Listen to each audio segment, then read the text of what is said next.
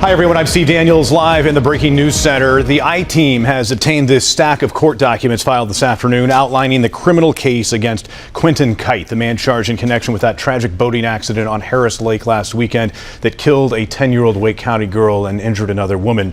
39 empty beer cans, 7 punctured so they could be guzzled fast, 1 small boat, and the life of a 10-year-old girl washed away in a heartbeat. Pensacola, North Carolina, an idyllic community nestled within Harris Lake. In early August 2025, the tranquil hum of summer was shattered by a tragedy so sudden it felt like the world had tilted off its axis. Saturday afternoon, August 2nd, families and friends soaked in sunshine, laughter echoing across the water. But in a single moment, that calm transformed into a catastrophe. A boat, operated by 40-year-old Quentin Kite, burst through waves filled with joy and ended in devastation. 2 innocent lives collapsed. 10-year-old Brooklyn Carroll, a 5th grader beloved by her school, and 21-year-old school social worker Jennifer Steele, whose life and leg would never be the same. Investigators would later reveal one chilling detail. Inside the boat were 39 empty beer cans, 7 of them shotgunned, meaning their bottoms had been punctured for rapid consumption. Another 50 empty containers drifted nearby in the lake. Imagine a day filled with laughter, ending in screams. One instant of delight, the next of devastating grief. That's what happened to Brooklyn's family and to Jennifer Steele. The boat carrying Kite had collided with swimmers. Brooklyn died from her injuries. Jennifer was airlifted to the hospital, where doctors fought to save her limb. Ultimately, it couldn't be saved. And somewhere in that mayhem, intoxicating evidence sat like a haunting witness. To the outside world, Kite was just another boater. But in the aftermath, his life unraveled under scrutiny. A prior DUI conviction in 2009 in New Mexico. A pending hit-and-run case from 2023. A record that painted a pattern not of one reckless night, but potentially a lifetime of dangerous decisions. When deputies attempted sobriety tests after the crash, he couldn't follow the instructions. Clearly, alcohol had already stolen his control before that boat ever hit the water. Now, as he stands charged with serious injury by impaired boating, boating while impaired, and felony boating while impaired resulting in death, prosecutors may pursue second-degree murder. That's right, a boat, alcohol, and deadly consequence. A trifecta of preventable tragedy. Not just him. Anne-Marie Flanagan, the boat's owner and Kite's girlfriend, now faces criminal charges too. Authorities say she allowed him to operate her vessel while impaired, making her complicit in the aftermath of this horror. This isn't just another news item. It's a stark illustration of one deadly truth. Alcohol and watercraft should never collide. Yet we see victims every summer uprooted from families and futures by such irresponsible choices. The grief from this crash doesn't stay on a boat or in courtrooms. It seeps into funeral halls, classrooms where kids mourn a friend, and departments of social work missing one of their own. It spreads across communities, asking a painful question. Could this horror have been prevented? If hearing about a 10-year-old's life extinguished by someone's selfish decision crushes you, then do more than just feel. Subscribe and help this channel keep pressing for accountability and reminding people that drinking and driving isn't just reckless, it's catastrophic. The sun was still high over Lake Norman, casting golden ripples across the water. It was supposed to be the perfect summer day. Warm air, gentle breeze, and the promise of laughter echoing across the docks. But for Lauren, this day would spiral into a chain of events no one could undo. She had been invited to join friends for an afternoon on the lake, a casual get-together that quickly turned into a full-blown party. Witnesses later said it started with music, snacks, and laughter, but as the hours rolled on, alcohol began to flow freely, far too freely. Boat passengers recalled how beer cans began piling up faster than anyone could keep count. The group was young, energetic, and eager to keep the fun going, but beneath the surface of the cheerful atmosphere, there were signs of trouble, signs that no one acted on.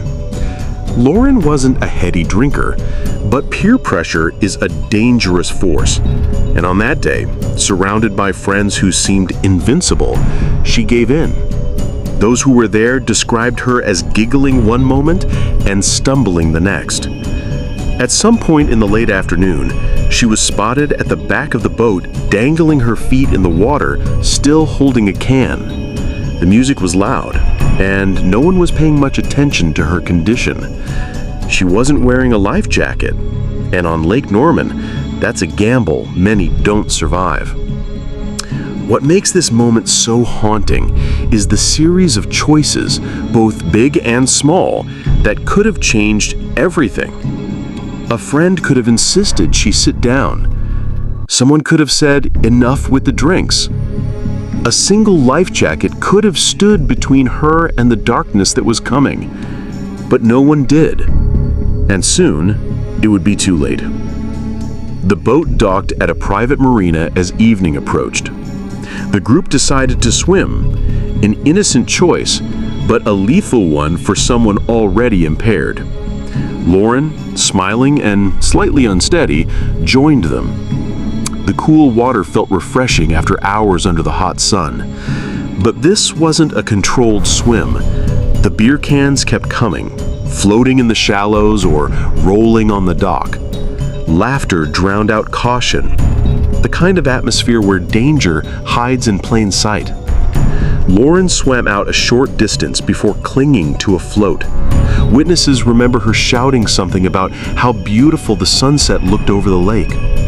Minutes later, her friends saw her drifting farther out, head tilted back, eyes half closed.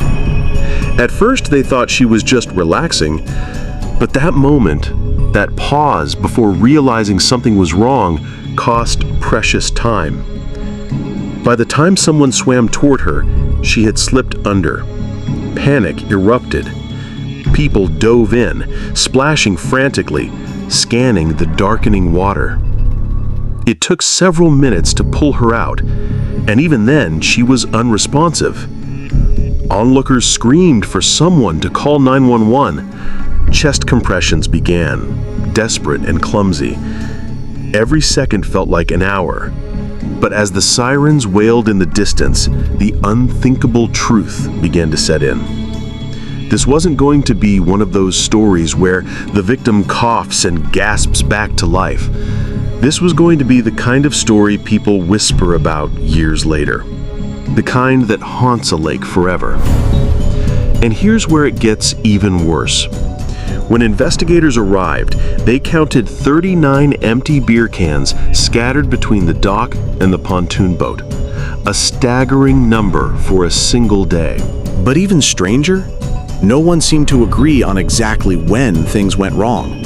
Some claimed she slipped into the water accidentally.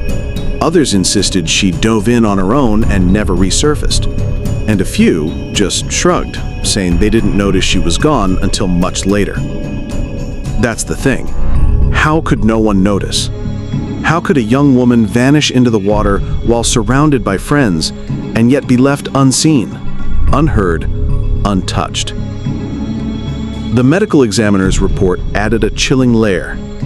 Her blood alcohol level was well over the legal limit, impairing her judgment and her ability to swim. But the autopsy revealed no significant injuries. No head trauma, no broken bones, nothing to suggest she'd been physically assaulted before entering the water. Still, one detail gnawed at investigators. There were bruises, small, clustered, and oddly placed. Not enough to call it an attack, but enough to make you wonder, were they from the water or from someone's grip? That question lingered like smoke in the air. impossible to ignore. Detectives began mapping out every person's movements that day. They collected phone records, social media posts, and text messages from hours before and after the incident. But the data raised even more questions. Why did some people's phones suddenly go dark in the middle of the afternoon? Why were there frantic texts later deleted from one friend to another? And then came the detail that set the internet on fire. Witnesses recalled an argument. Not just any argument, but one between the victim and a male friend. Loud, public, and heated. The cause? No one could or would say. But it happened less than an hour before she ended up in the water. Online sleuths were quick to draw conclusions, but law enforcement treaded carefully. They needed evidence, not theories. Meanwhile, whispers began spreading through the small North Carolina community. The girl wasn't just a statistic or another drowning victim. She was one of theirs. And the idea that her death might not have been as accidental as it seemed was enough to split opinions wide open. Some defended the group of friends, saying the tragedy was just that, a tragedy. Others claimed there was something far more sinister lurking beneath the calm surface of Lake Norman. As the official investigation pushed forward, the public's appetite for answers only grew. But there's something you need to understand about cases like this. When the truth starts to surface, it often drags unexpected names and buried secrets up with it. And soon, the police would uncover something that would flip the narrative completely. If you're not subscribed yet, you might miss the very twist that changes everything in this case. We've seen it before. People hear the ending without the full story and never understand the real picture. Stick around. Detectives now had a tangled web of timelines, witness statements, and a glaring lack of physical evidence pointing definitively to anyone. But something kept gnawing at them. The sheer number of beer cans. 39 empties scattered across the scene. That wasn't just casual drinking. It was excess. Chaos. Or maybe a distraction.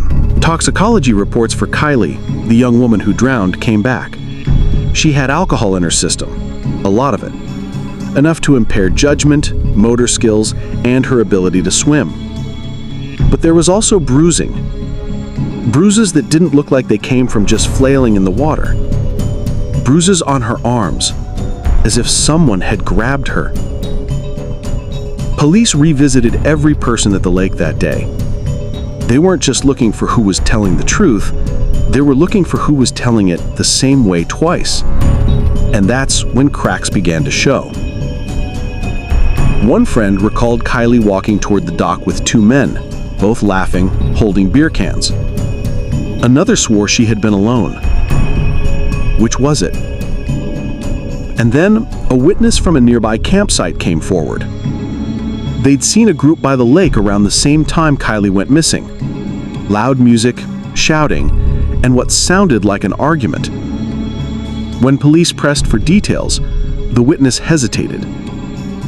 It was strange, like they didn't want anyone looking their way. The sheriff's office was under pressure. The story was gaining traction on social media. Posts with Kylie's smiling face flooded timelines alongside hashtags demanding justice. But here's the hard truth about cases like this. When public outrage can be a double-edged sword. It keeps the case alive, but it also means misinformation spreads like wildfire. Some accused Kylie's friends. Others pointed fingers at strangers. And buried somewhere in the noise might have been the real answer. Detectives decided it was time to go back to square one. Reconstruct the day, step by step.